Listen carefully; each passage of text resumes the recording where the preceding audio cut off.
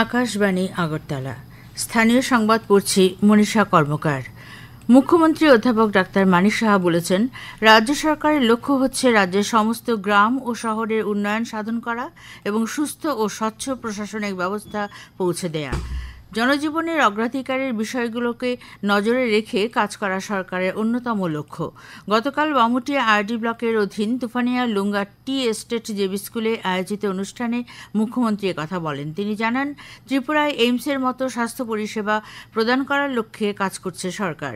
আগরতলায় আইএলএস হাসপাতাল সংলগ্ন এলাকায় 100 আসনের অত্যাধুনিক চক্ষু হাসপাতাল গড়ে তোলার উদ্যোগ নেওয়া হয়েছে বলেও তিনি জানান।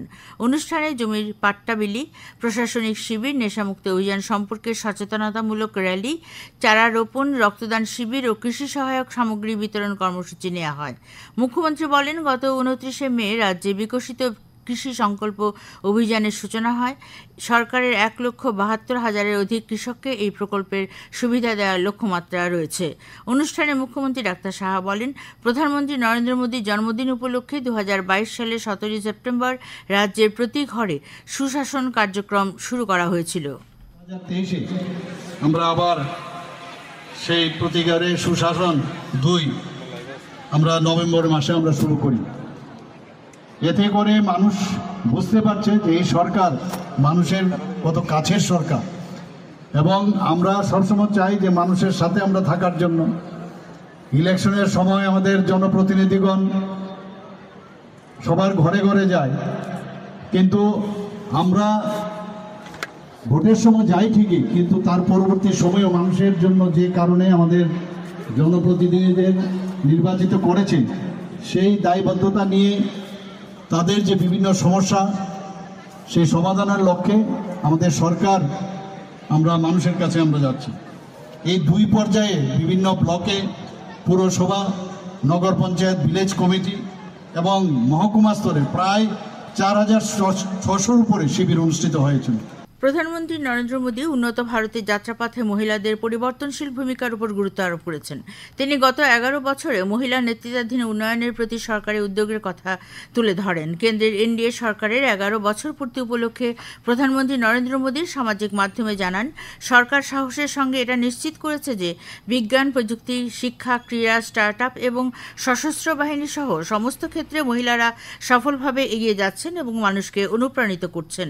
প্রধানমন্ত্রী উল্লেখ করেছেন, এনডিএ সরকার একটি ধারাবাহিক কার্যকর উদ্যোগের মাধ্যমে মহিলাদের নেতৃত্বাধীন উন্নয়নকে পুনরায় নতুনভাবে সংজ্ঞায়িত করেছে।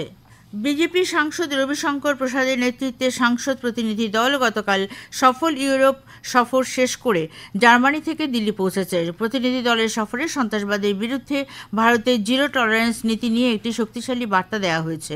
প্রতিনিধি দলের নেতা সাংসদ রবিশঙ্কর প্রসাদ সংবাদ মাধ্যমের কাছে বলেন, প্রতিনিধি দল France, Italy, Denmark, England, Brussels এবং জার্মানি সফর করেছে এবং ওই দেশগুলো পেহেলগাঁও সন্ত্রাসী হামলার নিন্দা করেছে। তিনি জোর দিয়ে বলেছেন যে ভারত ও ইউরোপের মধ্যে একটি নতুন সম্পর্ক প্রতিষ্ঠিত হতে চলেছে। আকাশবাণী গতকাল তার 90 বছর পূর্তি উদযাপন করেছে। 1936 সালের 8ই জুন ভারতীয় রাষ্ট্রীয় সম্প্রচার পরিষেবার নামকরণ করা হয় অল ইন্ডিয়া রেডিও AIR। স্বাধীনতার পর আকাশবাণী দ্রুত সম্প্রসারিত হয়। 1956 সালে আকাশবাণী নামটি গ্রহণ করা হয়। বর্তমানে আকাশবাণীর 591টি স্টেশন পরিচালনা করে, যা ভারতের 98% জনসংখ্যার কাছে পৌঁছায়। 23টি ভাষা এবং 146টি উপভাষায় সম্প্রচার করে আকাশবাণী। 2016 সালের জুন মাসে চালু হওয়া প্রধানমন্ত্রী সুরক্ষিত মাতৃত্ব অভিযান PMSMA হল ভারত সরকারের স্বাস্থ্য ও পরিবার কল্যাণ মন্ত্রকের একটি প্রধান উদ্যোগ। এটি প্রতি মাসের 9 তারিখে বিশেষ করে দ্বিতীয় এবং ত্রৈমাসিক সমস্ত গর্ভবতী মহিলাদের বিনামূল্যে নিশ্চিত, ব্যাপক এবং মানসম্পন্ন প্রসবপূর্ণ যত্ন পরিষেবা প্রদানের জন্য পরিকল্পনা করা হয়েছিল। এর মূল লক্ষ্য হল উচ্চ ঝুঁকিপূর্ণ গর্ভাবস্থার প্রাথমিক শনাক্তকরণ এবং দ্রুত ব্যবস্থাপনার মাধ্যমে প্রসূতি এবং নবজাতকের মৃত্যুহার হ্রাস করা।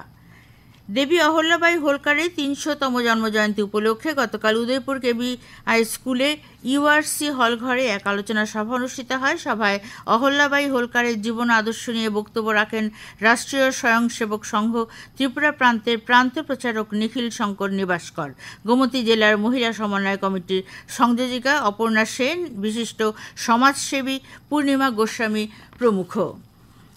ত্রিপুরা ফুটবল অ্যাসোসিয়েশন পরিচালিত ঘরোয়া দ্বিতীয় ডিভিশন লিগ ফুটবল প্রতিযোগিতার উদ্বোধনী খেলায় গতকাল ঐকতান যুব সংস্থা জয়লাভ করেছে। উমাকান্ত মিনি স্টেডিয়ামে নৈশালকে অনুষ্ঠিত খেলায় ঐকতান যুব সংস্থা 2-1 গোলে স্কাইলার ক্লাবকে পরাজিত করে। এর আগে মুখ্যমন্ত্রী প্রফেসর ডাক্তার মানিক সাহা আসরের উদ্বোধন করেন। আজ দুপুর পর্যন্ত আবহাওয়ার পূর্বাভাসে বলা হয়েছে আকাশ সাধারণত মেঘলা থাকবে, বজ্রবিদ্যুৎ সহ হালকা থেকে মাঝারি বৃষ্টিপাত হতে পারে। সেই সঙ্গে কোথাও কোথাও ঘন্টায় 30 থেকে 40 কিলোমিটার বেগে ঝড়ো হাওয়া বয়ে যেতে পারে। আগরতলায় আজ ভোরে সর্বনিম্ন তাপমাত্রা ছিল 27 ডিগ্রি সেলসিয়াস, দিনের সর্বোচ্চ তাপমাত্রা থাকবে 35 ডিগ্রির কাছাকাছি। গত 24 ঘন্টায় ছিটেফোঁটা বৃষ্টি হয়েছে। স্থানীয় সংবাদ এখনকার মতো শেষ হলো। পরবর্তী বাংলা স্থানীয় সংবাদ প্রচারিত হবে আজ সন্ধ্যায় 7:55।